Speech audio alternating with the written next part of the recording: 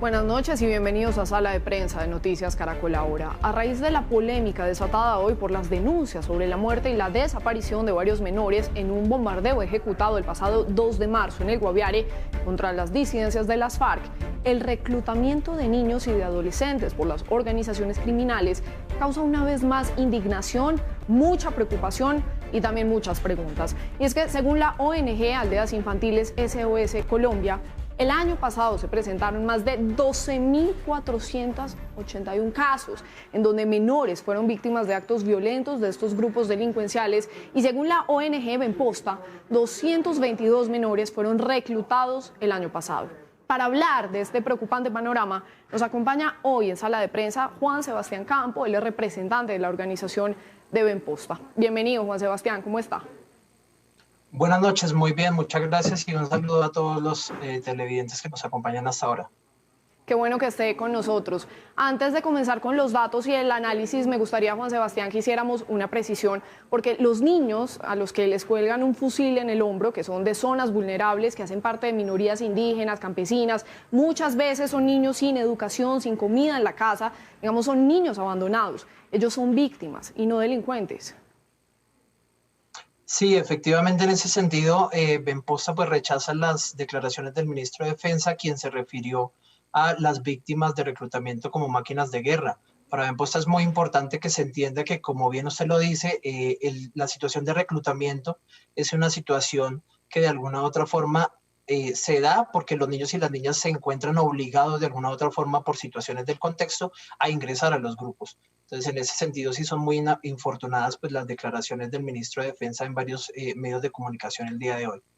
Muy infortunados, conociendo además el panorama y el contexto de violencia y de guerra que vivimos en nuestro país. Juan Sebastián, ya entrando entonces con los datos, digamos, en las cifras más recientes que manejan ustedes de reclutamiento de menores en el país, ¿qué es lo que está pasando? Sí, pues básicamente Benposta hace parte de una plataforma más grande que se llama La Cualico. La Cualico tiene un observatorio de niñez y conflicto armado y pues básicamente los resultados que tenemos en estos momentos pues son los resultados del año pasado, ¿no? Donde usted bien decía, tenemos un número total de 12.446 niños y niñas víctimas de varias situaciones pues relacionadas al conflicto. Y en temas de vinculación y reclutamiento, efectivamente la Cualico monitoreó 79 eventos relacionados a este tema, donde al menos 222 niños y niñas fueron afectados pues, por este fenómeno. De eso también pues, es importante recalcar que el 28.43% de niños y niñas pues, fueron víctimas de más de un grupo armado. Entonces, esto explica que la situación es bastante compleja en estos momentos en el país y pues es bastante infortunada para los niños y las niñas de Colombia, ¿no? Eso también deja entender un poco qué es lo que están viviendo estas comunidades en estas zonas de violencia, porque claro, confluyen varios grupos armados y por las presiones también es que los niños deben ingresar allí. ¿Cuáles son esas zonas más golpeadas por el reclutamiento forzado de niños y niñas, Juan Sebastián?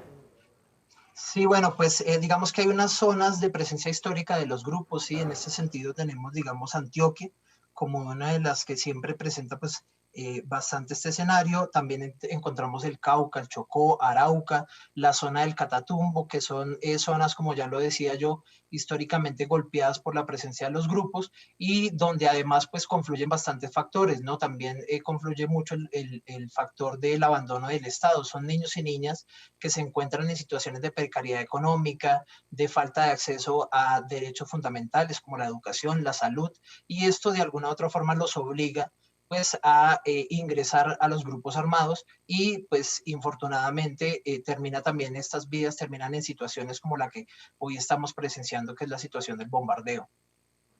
Hace unos años, Juan Sebastián, con la firma de los acuerdos de paz con las FARC, digamos que se llegó incluso a pensar que este flagelo iba a terminar, pero pues lo estamos viendo, no es así. Sí, infortunadamente, bueno, nosotros registramos en ese momento, digamos que los números más bajos en el tema de afectaciones a niños y niñas debido al conflicto armado.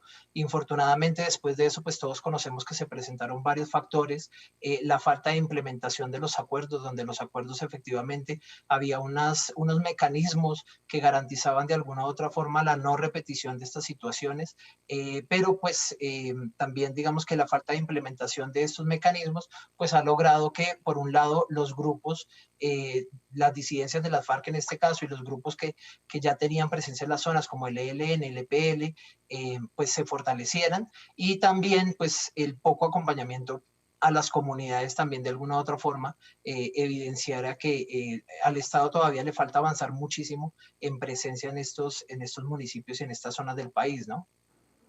Sin duda. Juan Sebastián, ¿y cuáles son las organizaciones criminales que más están reclutando a los menores y qué es lo que hacen con ellos? Sí, pues digamos que el tema del modus operandi pues digamos, ha cambiado bastante y ahorita es bastante complejo de describir. De todas formas, yo creería que la situación principal es siempre la falta de oportunidades. Como decía yo, pues la falta de acceso a educación. Ahorita con el tema de la pandemia, los colegios cerrados, hay muchos colegios que incluso se han vuelto zonas de reunión de los mismos grupos, y volver a recuperar estos colegios como zonas de paz, como zonas de fortalecimiento para la niñez en Colombia, pues va a ser una cosa bastante compleja.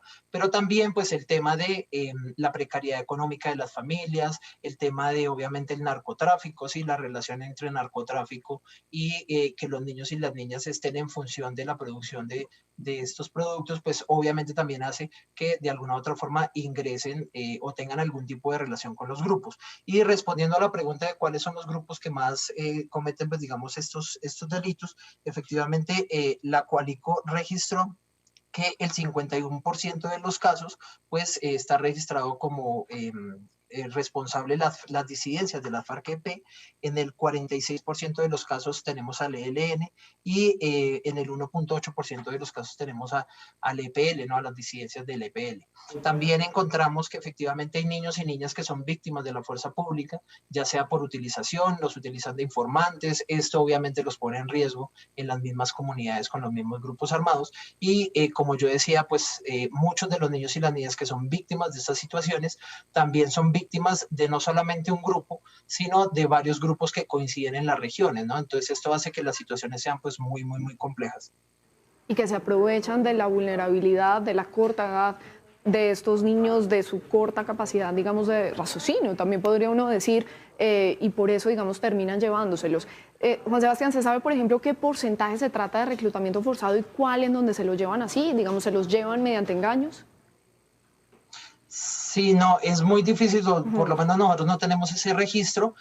Lo que siempre históricamente hemos analizado es que lo que llamamos, bueno, cualquier reclutamiento es forzado, ¿no? El hecho de que un niño quiera ingresar o lo convenzan o le den algún tipo de dinero para ingresar a un grupo no significa que necesariamente pues el reclutamiento no sea forzado. Pero haciendo la distinción entre realmente quién entra obligado y quién entra por otras situaciones, siempre la Coalico y Benposta ha registrado que la mayoría de situaciones se presentan después pues, por una falta de oportunidades, como lo decía yo, y no necesariamente pues por amenazas de ingreso, digamos, amenazas a las familias o directamente a los niños y las niñas para que ingresen a los grupos. También coincide, digamos, en las regiones donde hay presencia de los grupos armados con el prestigio de estos grupos, ¿no? Pues finalmente pues se la pasan por ahí en las comunidades, y de alguna otra forma en la relación que tienen con las comunidades, pues de alguna otra forma convencen a los niños que lo mejor es estar en el conflicto, y por eso se dan estos ingresos. Pero el dato preciso pues nunca lo hemos podido, digamos, registrar, ¿no? Claro, debe ser muy difícil también llegar directamente a esos casos. Y sobre lo que usted estaba diciendo, Juan Sebastián, pues es que no es para nadie un secreto que estos grupos armados son los que, digamos, imponen su ley en estos territorios a donde el Estado no llega completamente, y por eso es que también se vuelve, digamos, un atractivo para estos pequeños que no tienen nada, que no tienen condiciones. Porque estos grupos, y me gustaría entender un poco también como lo que ellos piensan, siguen recurriendo a esta práctica vetada por el derecho internacional humanitario. Digamos, ¿cuáles son esas principales razones? Se habla también de que los ponen como escudo. Sí, bueno, la razón principal, diríamos nosotros, es efectivamente los niños y las niñas, pareciera que no, pero los niños y las niñas son muy funcionales en la guerra. Entonces son niños y niñas que aprenden rápido, son jóvenes, obviamente, que se mueven de una forma sencilla, que en los entrenamientos son los que más rinden, suben y bajan montañas incluso más rápido que los mismos comandantes o la gente que lleva mucho tiempo. Entonces a veces pensamos como en la noción de fragilidad de los niños y las niñas en la guerra y creemos que no son capaces, pero es al contrario, los niños y las las niñas siempre han sido muy funcionales pues a los grupos y a los propósitos de la guerra. También obviamente tienen otras ventajas frente al tema de la requisa, ¿cierto? Un niño y una niña probablemente no lo vayan a requisar, un niño y una niña es más fácil que no lo noten para hacer ejercicios de inteligencia. Entonces, sí, realmente yo creo que la razón principal es que son muy funcionales hacia, pues, al tema de la guerra. Y por otro lado, pues como yo le decía, también son, digamos, de fácil convencimiento, ¿no? Un niño o una niña que no tiene oportunidades y que se le ofrece dinero para ingresar al grupo o se le ofrecen cierto tipo, digamos, de dávidas, pues obviamente es más sencillo que ingresen sin necesidad de tanto convencimiento político como lo harían con un adulto, ¿no? Juan Sebastián, y ya lo veníamos diciendo a lo largo, digamos, de este análisis, de esta conversación, la opinión, digamos, de la afirmación del ministro de Defensa, Diego Molano, de referirse a estos menores reclutados como máquinas de guerra. ¿Qué tanto daño causan estas declaraciones? Sí, pues por un lado es una declaración muy infortunada, como lo decía yo al comienzo de la entrevista. Los niños y las niñas en ojos del gobierno y en ojos del Estado pues no pueden ser definidos como máquinas de guerra. Esto de alguna u otra forma primero pues genera cierto tipo de estigmatización frente a los niños y las niñas que son desvinculados de esos grupos, ¿no? De hecho, el gobierno mismo tiene un programa de protección y no puede estar llamando a estos niños y niñas máquinas de la guerra cuando el propósito final es darles un futuro en la sociedad civil, ¿no? Eso hace que la sociedad misma piense que un niño o una niña pues finalmente tenga como característica o como etiqueta pues el tema de ser guerrillero o ser de un grupo delincuencial, y esto pues no beneficia. Y sí, pero básicamente creo que eso es como el principal pues, tema de las declaraciones del ministro, ¿no? Sí, sin duda, y la polarización que generan, además, en medio de este conflicto que seguimos viviendo en nuestro país. ¿Cómo se deben realizar estas operaciones militares entonces, Juan Sebastián, digamos, sin afectar a los menores reclutados? ¿Qué se ha venido haciendo? ¿Qué se puede hacer? Sí, pues por un lado, bueno, al ministro le preguntaban hoy precisamente en Noticias Caracol si había suficiente información de si había niños o no en el campamento, y el ministro pues finalmente no pudo responder. ¿Por qué no puede responder el ministro?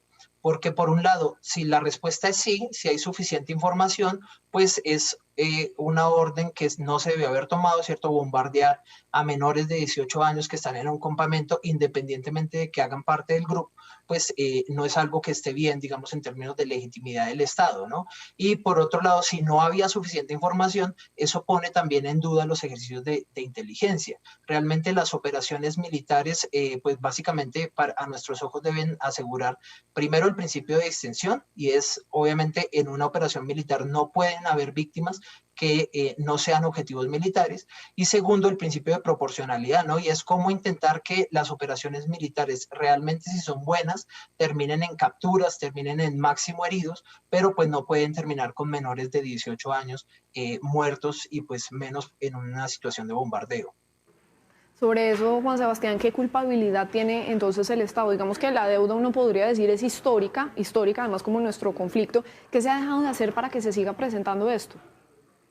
Sí, pues como yo le decía, hace falta muchísimo más el ejercicio de inteligencia que logre distinguir como este tipo de situaciones. El ministro de Defensa mismo lo ha dicho, efectivamente estos grupos se están utilizando y están reclutando a los niños y a las niñas. Entonces uno de los principios de los que debería partir, o uno de los supuestos de los que debería partir cualquier operación militar, es que siempre en un campamento pues voy a encontrar un menor de edad.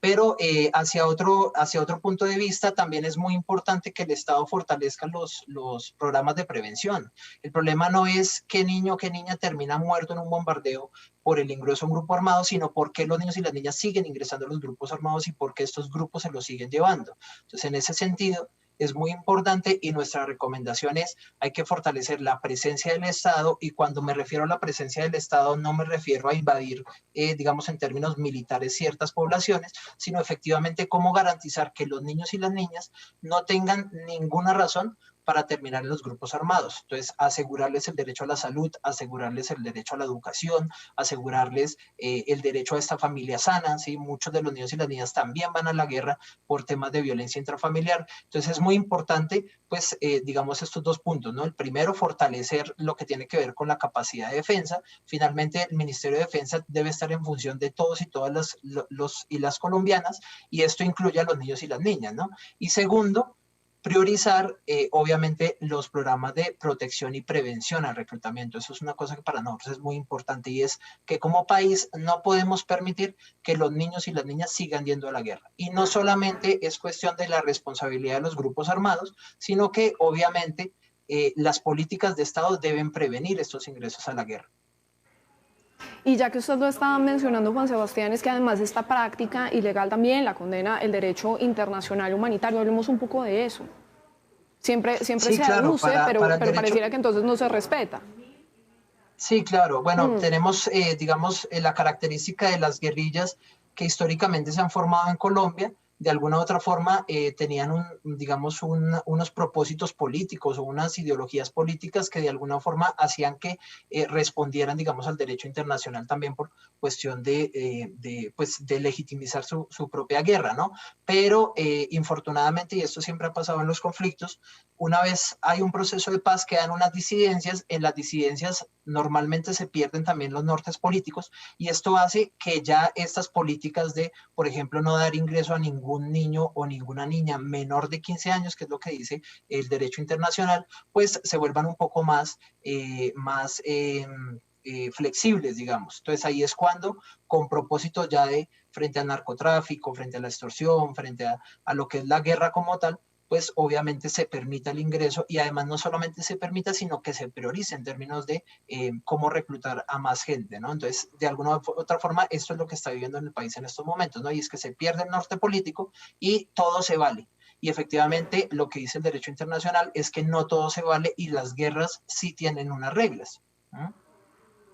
Claro, y seguimos viviendo en ese todo se vale para beneficiar al final del día estas economías de la guerra. Hace un momento, Juan Sebastián, usted también estaba mencionando algunas de las posibles soluciones, lo que se debería hacer, el papel tan importante que juega el Estado colombiano, que no se está cumpliendo, evidentemente, pero usted también hace parte de esta organización de Benposta, que además acompaña a muchos de estos niños. Digamos, ¿cuáles serían esas otras soluciones un poco más transversales a todo esto? Sí, claro, no, pues lo primero es garantizar los derechos de los niños y las niñas en las regiones. Infortunadamente, el Estado todavía no logra llegar a esas regiones apartadas de lo que algunos llaman la Colombia profunda, ¿no? Entonces, efectivamente, cuando uno llega a las regiones, pues no encuentra salud, no encuentras educación, no se encuentra alimentación de calidad, no se encuentran, digamos, esos derechos mínimos, y de alguna u otra forma eso es lo que se debe priorizar. Infortunadamente, hasta ahora, las políticas de gobierno en términos de prevención se restringen al tema de ocupación a tiempo libre, ¿sí? Entonces, es pensar que el niño o la niña, si no tiene nada que hacer, va a ingresar a los grupos. Y esto en parte puede ser cierto, pero en parte realmente la razón estructural del ingreso de los niños y las niñas a los grupos armados es un tema de garantía de derecho. Entonces, yo como Estado, ¿cómo ingreso a las regiones y a las regiones más apartadas, que es donde en estos momentos, digamos, están los grupos armados pues reclutando a niños y niñas? Y es cómo ingreso a esas regiones ofreciendo los derechos mínimos de la población. Creo que eso es lo más importante. Nosotros, ¿qué es lo que hacemos como organización? Efectivamente, intentar tener programas que sean lo más integral posibles para ofrecer a los niños y niñas alternativas. En estos momentos, por ejemplo, tenemos un tema que es fundamental, y es el tema de qué pasa con los niños y niñas que en sus regiones tienen un colegio, pero que acaban 11, se gradúan de bachilleres y las posibilidades hasta ahí llegaron. Entonces, efectivamente, en estos momentos se debe priorizar cómo los niños y las niñas o estos jóvenes que acaban 11 pueden ingresar a programas de formación técnica que de alguna u otra forma les permiten la sustentabilidad, ¿no? Entonces, no es un tema de ocupación del tiempo libre, no es un tema de poner a los niños y a las niñas en las regiones a jugar fútbol, es un tema de cómo se garantizan estas oportunidades para que los niños y las niñas construyan proyectos de vida y puedan de alguna u otra forma realizar sus sueños fuera del proyecto pues de la guerra, ¿no? porque es el hambre, la desidia, el abandono lo que hace que muchos de los niños y niñas encuentren en los grupos armados un refugio a esas necesidades, muchos además forzados a unirse a estos grupos criminales sin poder decidir. Son niños que no tienen esa capacidad para hacerlo, no tienen las herramientas para decidir, y estos niños, pues reiteramos, no son criminales, son víctimas, no son criminales muertos en el desarrollo de operaciones militares. Es un crimen horroroso, condenado además por el derecho internacional humanitario, y la deuda histórica con estos menores es inmensa y sigue siendo inmensa. Es Juan Sebastián Campo, representante de Benposta. Gracias por este análisis, por todo lo que nos ha contado y también por ese trabajo tan importante que hacen desde esta organización, Sebastián. No, muchísimas gracias a usted, Juanita, por efectivamente posicionar este tema que como país debemos lograr analizar efectivamente a profundidad para dar solución a los niños y las niñas en un futuro, ¿no?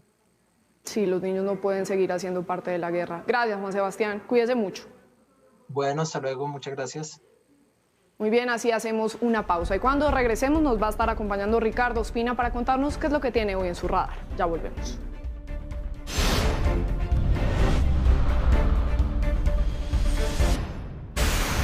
Seguimos en Sala de Prensa. Ahora saludamos a Ricardo Ospina, el director de los servicios informativos de Blue Radio, quien nos cuenta qué es lo que tiene hoy en su radar. Ricardo.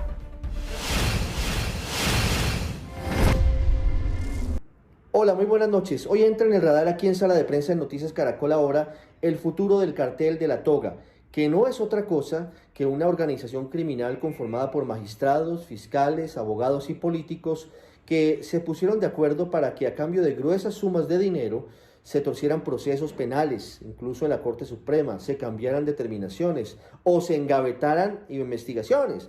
Tenían de todo como en botica dentro de esta variedad de actuaciones criminales, que tiene unos niveles nunca antes vistos en la justicia colombiana. Por eso es uno de los peores escándalos, porque entre otras cosas tiene a 3 expresidentes de la Corte involucrados. Obviamente algunos condenados, otros investigados y algunos otros mencionados. Hablamos del caso del expresidente de la Corte, Francisco Ricaurte, que podría recibir en los próximos días una pena de hasta 24 años de prisión por los delitos relacionados con este hecho. Está también el expresidente de la Corte, Leonidas Bustos, que según testigos sería el cabecilla de todo este grupo, que está prófugo de la justicia, está exiliado en territorio canadiense, está en Canadá, y que está a la espera de que sea acusado ante el Senado de la República. También ha sido mencionado el exmagistrado Camilo Tarquino, entre otros. Pero en cuanto a altos funcionarios de la Fiscalía, ni más ni menos que el gran ventilador del caso, que fue el corrupto, el fiscal anticorrupción Luis Gustavo Moreno, que estuvo extraditado en Estados Unidos, ya regresó y está pagando aquí su pena, quiere seguir encendiendo su ventilador. Pero hay muchos otros, exfiscales como Alfredo Betín, también hay abogados como en su momento Luis Ignacio Leons, y han sido beneficiarios de estos hechos, según dice la justicia, entre otros ex senadores como Álvaro Ashton. También estuvo en su momento mencionado como uno de los beneficiarios otro congresista como Julio Mansur, y también otros como Musa Besaile, pero también hay exgobernadores beneficiados, según la justicia, como el exgobernador del Valle, Juan Carlos Abadía, y el exgobernador del departamento de Córdoba, Alejandro Leons, que fue quien grabó subrepticiamente por debajo de la mesa a Luis Gustavo Moreno en Miami, y allí empieza todo el escándalo. Pero faltan todavía muchas cosas por conocerse, nombres de otros políticos, incluyendo congresistas y excongresistas que habrían pagado para torcer procesos que los afectaban, también posiblemente otros magistrados de la Corte Suprema. Tenemos al caso del exmagistrado Gustavo Malo, que hoy permanece detenido. Pero además hay una gran pregunta que hay y que todavía no se ha contestado. ¿Quién llevó a la Fiscalía, a la Jefatura Anticorrupción, a Luis Gustavo Moreno, quien termina siendo pieza fundamental de todo el episodio? Moreno llegó al cargo que ocupó en su momento en la Fiscalía de Néstor Humberto Martínez. Importante responder esas preguntas. Gracias, Ricardo. Y hasta aquí Sala de Prensa de Noticias Caracol Ahora. Los dejamos con el segmento económico Signo Pesos. Buenas noches y hasta la próxima.